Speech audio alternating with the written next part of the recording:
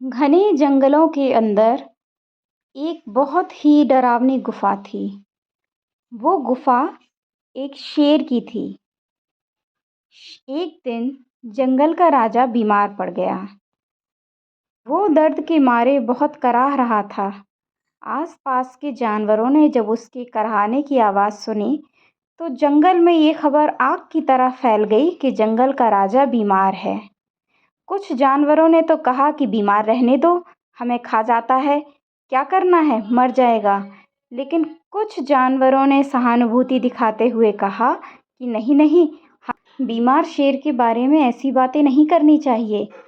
जानवरों ने मिलकर फैसला किया कि सब एक एक करके उसके पास जाएंगे और उसका हालचाल पूछेंगे। सो यह सिलसिला चल पड़ा। हर दिन एक जानवर आता और उससे उसका हालचाल पूछता। सबसे पहले खरगोश आए। खरगोश ने विनम्र स्वर में जंगल के राजा से कहा कि हे महाराजा, हमें पता चला है कि आपकी तबीयत खराब है, सो हम आपका हालचाल पूछने के लिए आए हैं। अब आपको कैसा महसूस हो रहा है? खरगोश के प्यार भरे शब्द सुनकर बीमार शेर के पूरे शरीर में मानो स्फूर्ति सी जाग गई। कोई उसका ऐसे हालचाल पूछ रहा था तो उसे बहुत अच्छा लगा। उसने खरगोश से कहा कि हाँ, पहले से कुछ बेहतर है, लेकिन अभी पूरी तरह ठीक नहीं हुआ हूँ। यही क्रम लगातार चलता रहा। कभी हाथी तो कभी भालू, कभी बंदर तो कभी हिरन उसका हालचाल पूछने के लिए प्रतिदिन शेर की गुफा के पास आने लगे। सारे जानवर तो आ गए थे, बस एक लोमड़ी ही नहीं आई। इस बात का फायदा एक भेड़िए ने उठाया।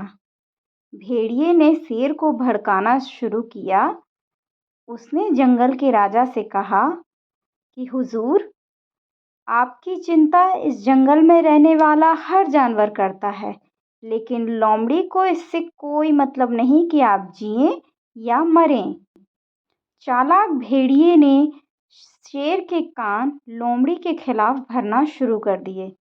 पहले तो शेर ने भेड़िए की बात अनसुनी करी, लेकिन बाद में उसे लोमड़ी पर बहुत गुस्सा आया।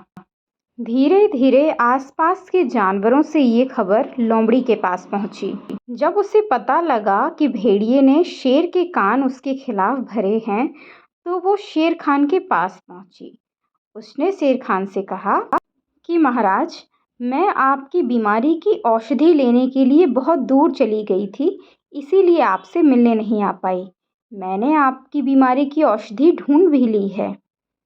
शेर बहुत बीमार था और किसी भी प्रकार से अपनी बीमारी से छुटकारा पाना चाहता था, सो उसने लोमड़ी की बात पर भरोसा कर लिया। उसने लोमड़ी से कहा कि बताओ, क्या औषधि ढूंढी है तुमने? लोमड़ी ने कहा, महाराज, आपको एक जीवित भेड़िए को जलाकर उसकी खाल से अपने पूरे शरीर को ढकना होगा। वो खाल आपके शरीर को गर्माहट देगी और इससे आप पहले की तरह एकदम स्वस्थ हो जाएंगे। ये बात शेर को जच गई और उसने तत्काल भेड़िए को जलाने का आदेश दे दिया। जानवरों ने भेड़िए को जलाने की युक्ति बनाई और जब वो भेड़िया दूसरे भेड़ियों के साथ मांस के लिए झगड़ रहा था, उसी दौरान वहीं पर भेड़िए के नीचे आग लगा दी। आग में जलकर भेड़िया मर गया और उसकी खाल से शेर को ढक दिया गया। शेर भी एकदम स्वस्थ हो गया और लोमड़ी ने अपनी समझदारी से अपनी जान बचाई। तो बच्चों, इस कहानी से हम ये सीख पाते हैं कि कानाफूसी करने वाले अपने दुश्मनों से सदैव सावधान रहना चाहिए, क्योंकि ये हमें कभी भी किसी भी मुसीबत में डाल सकते हैं।